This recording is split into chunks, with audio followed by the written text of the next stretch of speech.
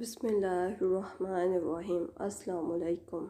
ایک واقعہ حضرت عثمان غنی رضی اللہ عنہ نے اس طرح بیان فرمایا ہے کہ ایک روز نبی کریم صلی اللہ علیہ وآلہ وسلم طواف فرما رہے تھے۔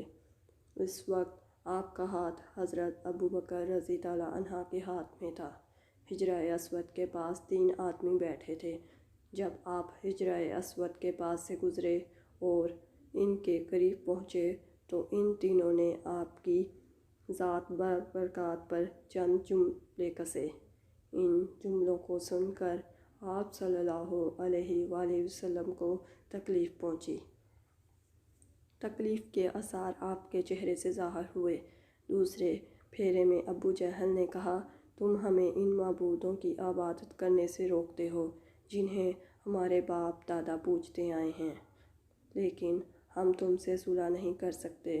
جواب میں آپ صلی اللہ علیہ وآلہ وسلم نے فرمایا، میرا بھی یہی حال ہے۔ پھر آپ آگے بڑھ گئے۔ تیسرے پھیرے میں بھی انہوں نے ایسا ہی کہا۔ پھر چوتھے پھیرے میں یہ تینوں یکدم آپ کی طرف جھپٹے۔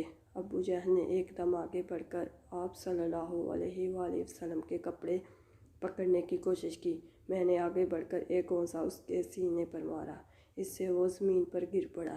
دوسری طرف سے ابو بکر صدیق رضی اللہ عنہ نے امیہ بن خلف کو دھکیلا۔ تیسری طرف خود حضور نبی کریم صلی اللہ علیہ وسلم نے عتبہ بن ابی معیط کو دھکیلا۔ آخر یہ لوگ آپ کے پاس سے ہٹ گئے۔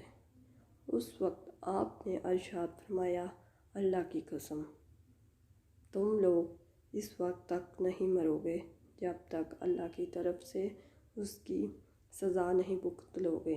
حضرت عثمان رضی اللہ عنہ فرماتے ہیں، یہ الفاظ سن کر ان تینوں میں سے ایک بھی ایسا نہیں تھا جو خوف کی وجہ سے کانپنے نہ لگا ہو۔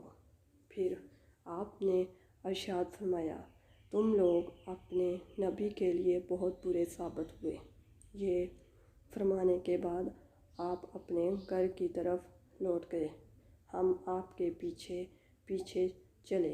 جب آپ اپنے دروازے پر پہنچے تو اچانک ہماری طرف مڑے اور فرمایا، تم لوگ غم نہ کرو، اللہ تعالیٰ خود اپنے دین کو پھیلانے والا، اپنے کلمے کو پورا کرنے والا اور اپنے نبی کی مدد کرنے والا ہے۔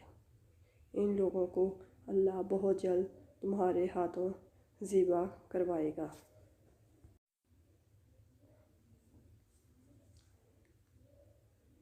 اس کے بعد ہم بھی اپنے اپنے گھروں کو چلے گئے، اور پھر اللہ کی قسم، غزوہ بدر کے دن اللہ تعالیٰ نے ان لوگوں کو ہمارے ہاتھوں ذبح کروایا۔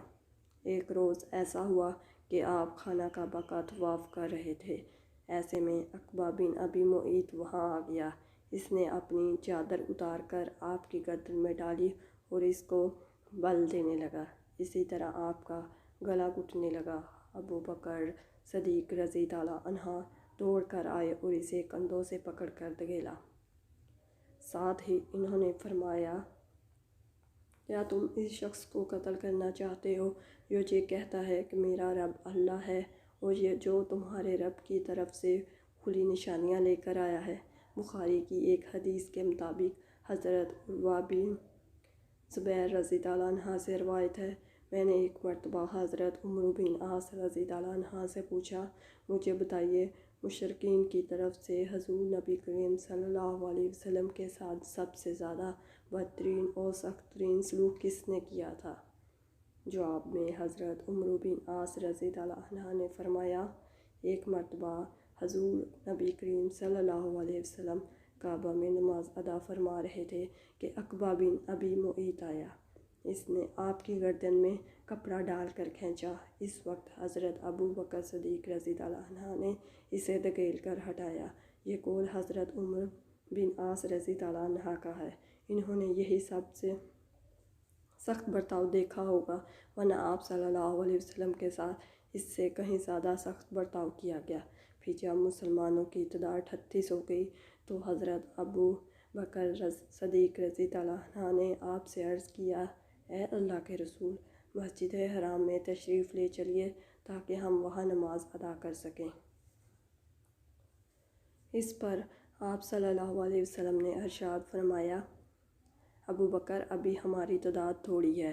ابو بکر صدیق رضی اللہ عنہ نے پھر اسی خواہش کا اظہار کیا۔ آخر حضور نبی کریم صلی اللہ علیہ وسلم نے اپنے تمام صحابہ کے ساتھ مسجد حرام میں پہنچ گئے۔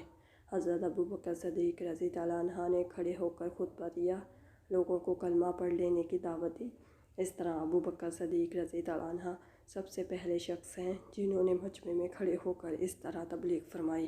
اس خطبے کے جواب میں مشرکین مکہ حضرت ابو بکر رضی اللہ عنہ اور دوسرے مسلمانوں پر ٹوٹ پڑے اور انہیں مارنے لگے۔ حضرت ابو بکر صدیق رضی اللہ عنہ کو تو انہوں نے سب سے زیادہ مارا پیٹا، مار پیٹ کی انتہا کر دی۔ عقبہ نے حضرت ابو بکر صدیق رضی اللہ عنہ کے چہرے پر بہت ضربیں لگائیں کہ چہرہ لہو لہان ہو گیا۔ ایسے میں حضرت ابو بکر صدیق رضی اللہ عنہ کے قبیلے بنو تمیم کے لوگ وہاں پہنچ گئے۔ انہوں نے دیکھتے ہی مشرکین نے حضرت ابو بکر صدیق رضی اللہ عنہ کو چھوڑ دیا۔ ان لوگوں نے حضرت ابو بکر صدیق رضی اللہ عنہ کو ایک کپڑے پر لٹایا اور بے ہوشی کی حالت میں گھر لے آئے۔ ان سب کو یقین ہو چکا تھا کہ ابو بکر رضی اللہ عنہ آج زندہ نہیں بچیں گے۔ اس کے بعد بنو تمیم کے لوگ واپس حرم آئے۔ انہوں نے کہا، اللہ کی قسم اگر ابو بکر مر گئے تو ہم عقبہ کو قتل کر دیں گے۔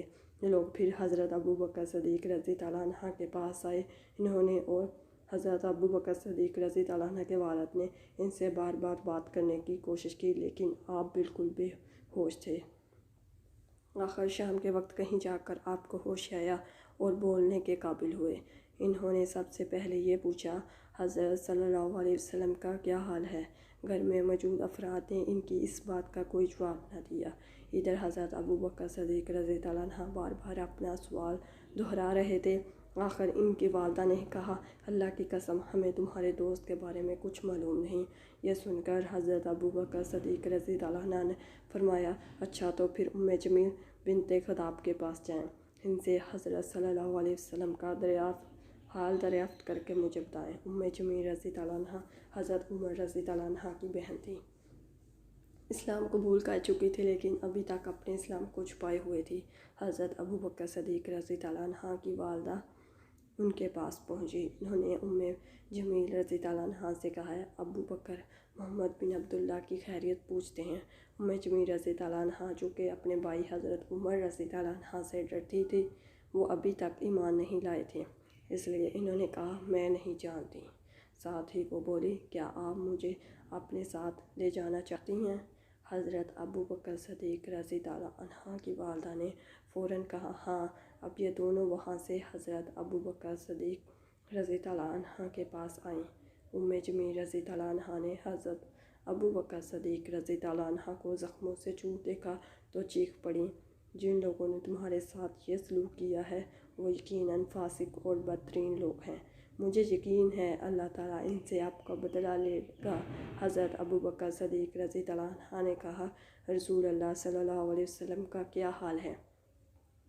جمیل رضی اللہ عنہ ایسے لوگوں کے سامنے بات کرتے ہوئے ڈرتی تھی جو ابھی ایمان نہیں لائے تھے، چنانچہ بولی، یہاں آپ کی والدہ موجود ہیں۔ حضرت ابو بکر صدیق رضی اللہ عنہ فوراً بولے، ان کی طرف سے بے فکر ہیں، یہ آپ کا راز ظاہر نہیں کریں گی۔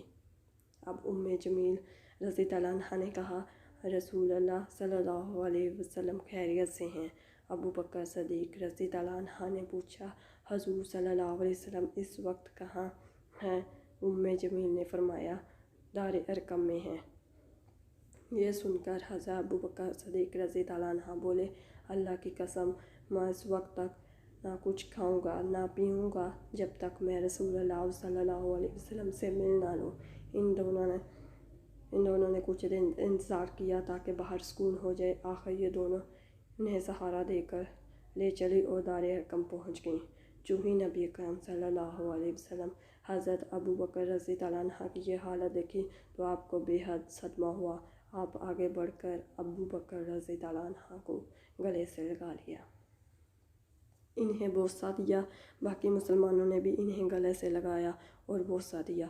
پھر حضرت ابو بکر صدیق رضی اللہ عنہ نے آپ صلی اللہ علیہ وسلم سے عرض کیا، آپ پر میرے ماں باپ قربان ہو، اے اللہ کے رسول، مجھے تو کچھ تو نہیں ہوا سوائے اس کے کہ میرے چہرے پر چوٹیں آئی ہیں۔ یہ میری والدہ میرے ساتھ آئی ہیں، ممکن ہے اللہ تعالیٰ آپ کے طفیل انہیں جہنم کی آگ سے بچا لے۔ نبی کریم صلی اللہ علیہ وسلم نے ان کی والدہ کے لیے دعا فرمائی، پھر انہیں اسلام کی دعوت دی۔ وہ اسی وقت ایمان لے آئیں جس سے ابو بکر صدیق رضی اللہ عنہ اور تمام صحابہ کو بے حد خوشی ہوئی۔ شکریہ۔